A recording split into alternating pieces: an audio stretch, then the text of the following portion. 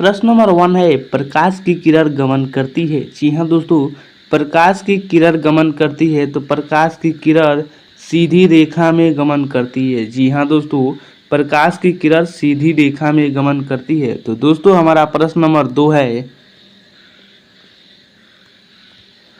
प्रकाश का वेग न्यूनतम होता है। जी हाँ दोस्तों, प्रकाश का वेग न्यूनतम होता है निर्वात में या जल में या वायु में या कांच में। तो जी हाँ दोस्तों, प्रकाश का वेग न्यूनतम कांच में होता है। जी हाँ दोस्तों, याद रखिएगा, प्रकाश का वेग न्यूनतम कांच में होता है। तो चलिए दोस्तों अगला प्रश्न देखते हैं।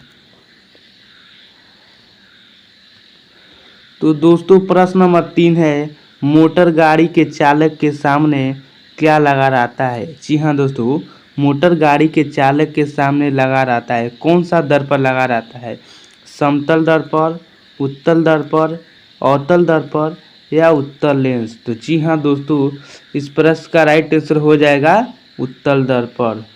मोटर गाड़ी के चालक के सामने उत्तल दर्पण लगा रहता है। जी हाँ दोस्तों, भूलिएगा नहीं इस प्रश्न को। चलिए दोस्तों अगला प्रश्न देखते हैं। तो दोस्तों प्रश्न नंबर 4 है, मोटर कार के हेडलाइट में किसका प्रयोग किया जाता है। जी हाँ दोस्तों, मोटर कार के हेडलाइट में किसका प्रयोग किया जाता है, समतल दर्पण, उत्तल दर्पण, अवतल दर्पण या उत्तल लेंस। जी हाँ दोस्तों, इस प्रश्न का राइट आंसर जानते होंगे पहले से, तो आप कमेंट बॉक्स में लिखकर बता सकते हैं। चलिए हम बताते हैं, इस प्रश्न का राइट आंसर होगा ऑप्शन नंबर सी, अवतल दर्पण। जी हाँ दोस्तों, मोटर कार के हेडलाइट में अवतल दर्पण का प्रयोग किया जाता है। तो चलिए दोस्तों अगला प्रश्न देख लेते हैं।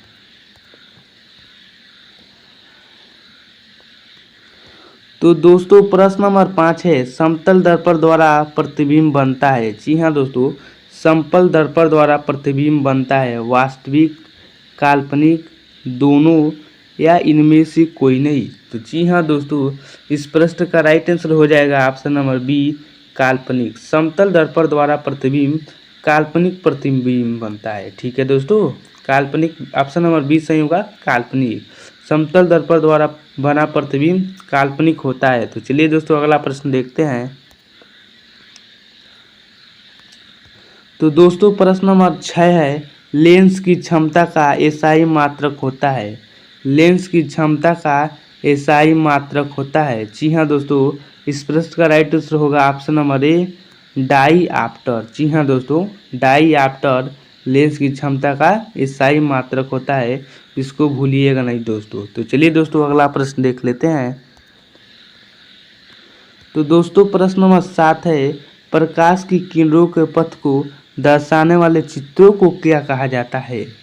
जी हाँ दोस्तों, प्रकाश की किरणों के पथ को दर्शाने वाले चित्रों को क्या कहा जाता है, किरण आरेख, फोकस, किरण पुंज या इनमें से सभी। तो जी हाँ दोस्तों, इस प्रश्न का राइट आंसर जानते होंगे पहले से, तो कमेंट बॉक्स में लिख कर बता सकते हैं। तो इस प्रश्न का राइट आंसर होगा ऑप्शन नंबर ए, किरण आरेख। जी हाँ दोस्तों, किरण आरेख कहा जाता है। तो चलिए दोस्तों अगला प्रश्न देख लेते हैं। तो दोस्तों प्रश्न नंबर 8 है, 2D क्षमता वाले लेंस का फोकसांतर होता है। जी हाँ दोस्तों, 2D क्षमता वाले लेंस का फोकसांतर होता है। ऑप्शन नंबर ए है 20 सेमी, 30 सेमी या 40 सेमी या 50 सेमी। तो ऑप्शन नंबर डी सही होगा, 50 सेमी। जी हाँ दोस्तों, 50 सेमी 2D क्षमता वाले लेंस का फोकसांतर 50 सेमी होता है। तो चलिए दोस्तों अगला प्रश्न देख लेते हैं। तो दोस्तों प्रश्न नंबर 9 है, किसी उत्तल लेंस का फोकसांतर 50 सेमी है तो उसकी क्षमता होगी। जी हाँ दोस्तों, किसी उत्तल लेंस का फोकसांतर 50 सेमी है तो उसकी क्षमता होगी। ऑप्शन नंबर ए है +5D, -5D या -2D या +2D। तो जी हाँ दोस्तों, इस प्रश्न का राइट आंसर होगा ऑप्शन नंबर डी, +2D। तो चलिए दोस्तों अगला प्रश्न देख लेते हैं।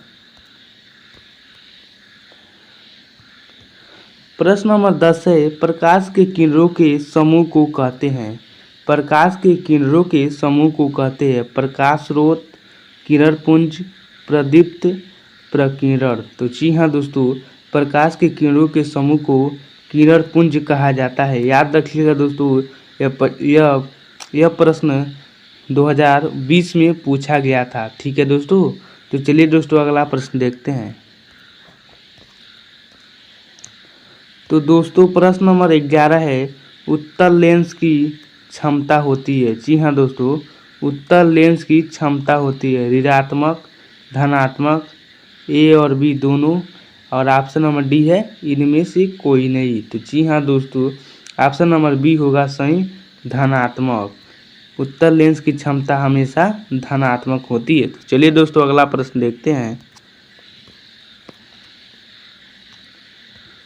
तो प्रश्न नंबर 12 है, अवतल लेंस की क्षमता होती है। जी हाँ दोस्तों, अवतल लेंस की क्षमता होती है ऋणात्मक होती है या धनात्मक होती है, या ए और बी दोनों सही होगा, या इनमें से कोई नहीं। तो जी हाँ दोस्तों, इस प्रश्न का राइट आंसर होगा ऑप्शन नंबर ए, ऋणात्मक। जी हाँ दोस्तों, अवतल लेंस की क्षमता ऋणात्मक होती है। तो चलिए दोस्तों अगला प्रश्न देखते हैं।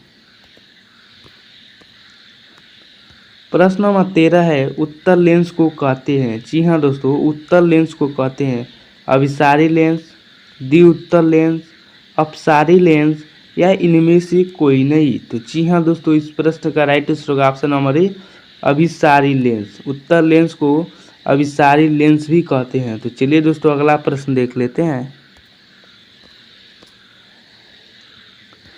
तो प्रश्न नंबर 14 है, अवतल लेंस को कहते हैं। जी हाँ दोस्तों, तो अवतल लेंस को कहते हैं अभिसारी लेंस, द्विउत्तल लेंस, द्विअवतल लेंस, या अपसारी लेंस, या इनमें से कोई नहीं। तो जी हाँ दोस्तों, इस प्रश्न का राइट आंसर होगा ऑप्शन नंबर सी, अपसारी लेंस। अवतल लेंस को अपसारी लेंस कहते हैं दोस्तों।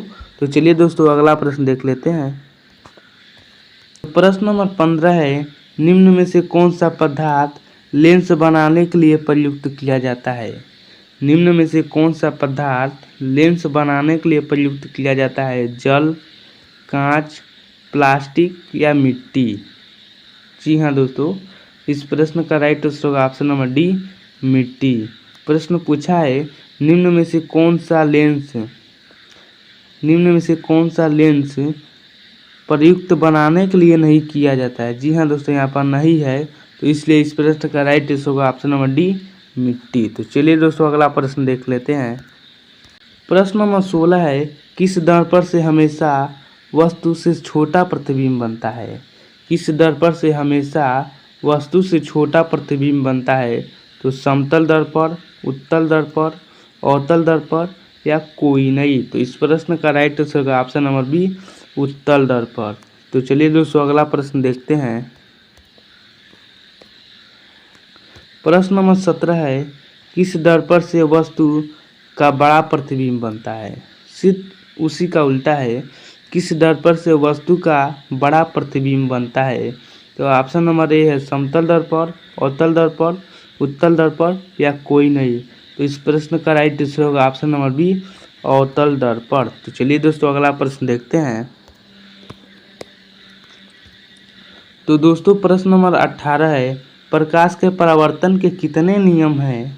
तो प्रकाश के परावर्तन के 2 नियम हैं, याद रखिएगा, प्रकाश के परावर्तन के 2 नियम हैं। चलिए दोस्तों इसी बात पे वीडियो को लाइक कर दीजिएगा, और चैनल पर आए हैं नए तो चैनल को सब्सक्राइब करके बेल आइकन को दबाना मत भूलिएगा। तो दोस्तों प्रश्न नंबर 19 है, जब प्रकाश की किरण हवा से कांच में प्रवेश करती है तो मुड़ जाती है। जब प्रकाश की किरण हवा से कांच में प्रवेश करती है तो मुड़ जाती है, किसके कारण मुड़ जाती है दोस्तों। तो इस प्रश्न का राइट आंसर होगा ऑप्शन नंबर बी, अभिलंब के निकट के कारण। अभिलंब के निकट के कारण। जी हाँ दोस्तों, चलिए दोस्तों अगला प्रश्न नंबर 20 है, फोटोग्राफी कैमरा का अभिदृश्यक होता है। फोटोग्राफी कैमरा का अभिदृश्यक होता है उत्तल लेंस, अवतल लेंस, उत्तल दर्पण, या अवतल दर्पण।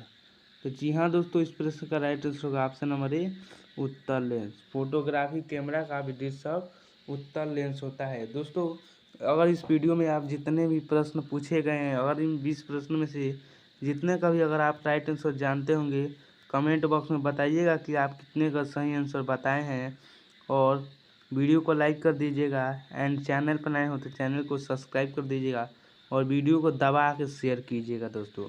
तब तक लिए बाय बाय, फिर मिलते हैं अगले वीडियो में।